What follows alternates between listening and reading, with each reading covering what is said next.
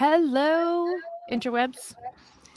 Get ready for another Expert Burnout Tips with me, your host, Cait Donovan, and this week's guest, Dex Randall. Dex is an executive burnout coach helping type A personality professionals out of burnout and back to high performance leadership. Working with Dex, you will learn tools to resolve all the symptoms of burnout and get your mojo back. I love the word mojo so much. Your passion will resurface, challenges will be fun again, and your career will spring back to life. Dex took this journey after his own burnout in 2017 that resulted, I need you to pay attention for a second here, that resulted in a heart attack. He realized that little was known back then about how to recover quickly and sustainably, so he spent 5 years developing a proven step-by-step formula for burnout recovery. Dex, welcome to the show. I know that it is basically the middle of the night for you. It is 2:15 in the morning. So thank you for getting up and hanging with us for a few minutes today. Thank you so much, Cait, for the invite and the intro. It's always a delight to meet with you again. I'm very happy to be here, no matter. Always great to meet up. So the basic premise is number one top tip for burnout. So far, we haven't had any repeats. I'm going to leave the stage and let you have it. Okay, thanks, Cait. Well, my number one tip is to learn to champion yourself. And the reason I'm saying that is that when we're in burnout, normally we're being just a teeny tiny bit harsh on ourselves. The people that I work with tend to have had a whole career of hyper-perfectionism, very, very demanding of themselves, but also on the way up the ladder, they've been very, very mean to themselves. And I think that constant self-criticism builds up this kind of fog in our head where we think everything we're doing is rubbish. It's not good enough. We're not winning. And quite often we think other people are not appreciating our work or our standards either. So my whole thing is, if the barometer's over in stormy like this and we're being mean to ourselves in burnout, we're creating a great deal of our own suffering. So the first thing I teach people is to swing the barometer the other way into sunny a little bit and develop a very light-hearted appreciation for all the abundant goodness that's inside them. Because I think as well, a lot of burnout is reconnecting with all that's already great inside of you. So there's people out there that are saying, I've got a nasty, nasty voice inside my head, but I can't just change it. So how do I do that? Well, it's interesting because the voice is actually fundamentally it's self-protective in a way. So it goes, you've made this mistake, you better clean that up. Somebody's going to hit you for it.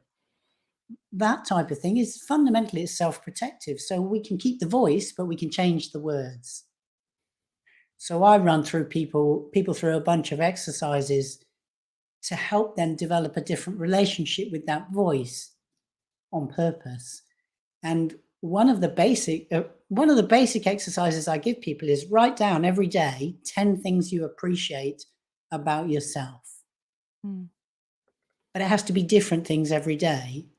And once you do that for 30 days, you've got 300 things you appreciate about yourself. Because we're very blind to that. We have this confirmation bias that we're just these terrible people doing terrible things that aren't good enough. We spend almost no time at all looking at, hey, where's the greatness of me? Where's the goodness? Where's the good heart of me? Where are the skills? Where's the care? Where's the commitment and dedication? We don't look for all that stuff. So when we look for it on purpose, that immediately gives people a different perspective about themselves. Now, one of the things that you wrote initially, and you said, learn to champion yourself. And in order to create titles for the show, my formula is the name, the tip, and then on expert burnout tips, etc. And the tip has to be in shortened because I only have 75 letters that I can use. So it's got to fit in. So you said, learn to champion yourself. And I sort of shortened that down to BYOC, be your own champion. And love it. And I thought it was fun. I thought it was funny, but I also think that it brings with it this idea of bringing something with you. Like when something is BYOB, when you're supposed to bring your own beer to an event, you are going to something that is meant to be joyous, but you are bringing something with you to add to the joy. So this idea of be your own champion, bring your own champion, bring your own inner champion, to me is a nice sort of motion associated with not just this idea of like what's going on in my head, but that I have to not only do that, but then bring it with me into the world. Yeah, and there's just no downside to that. Right. It's just cultivating a slightly different habit. And I think it's actually not all that difficult to do, because when we're out there in burnout, what we're feeling is unrewarded, underappreciated, uncared for, unrecognized, unloved, rejected, disapproved of, and all that. So if you're feeling that out in the world, it's amazing how much of that you can give to yourself in the first place by being that champion. And I think it really changes the energy in you. Yes, I agree. Is there a way that you would present to parents out there to help their children create a natural inner champion so they're not tripped up later in life?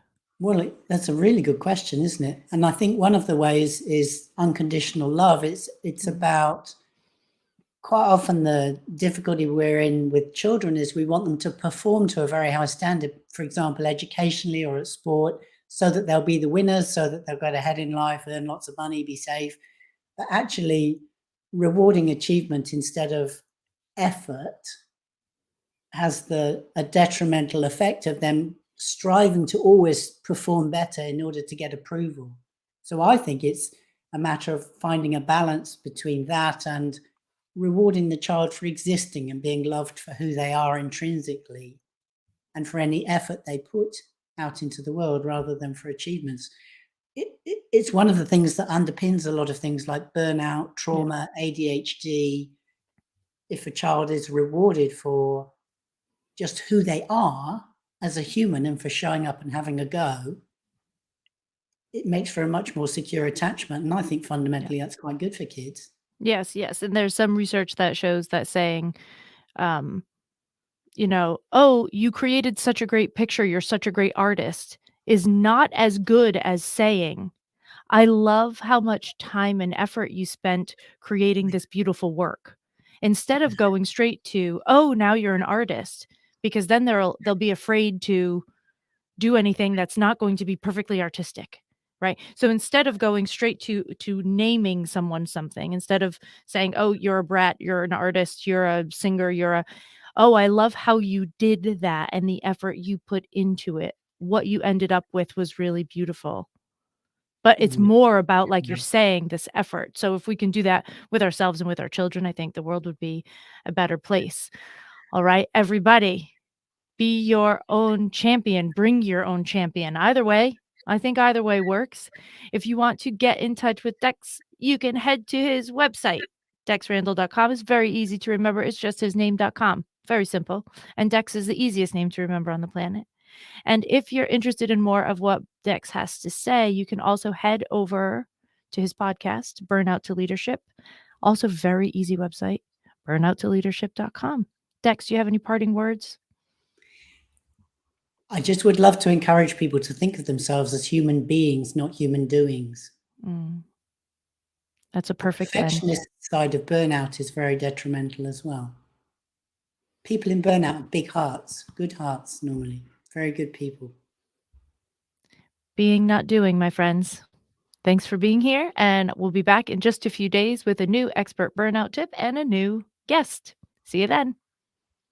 Thanks, Cait. Thank you.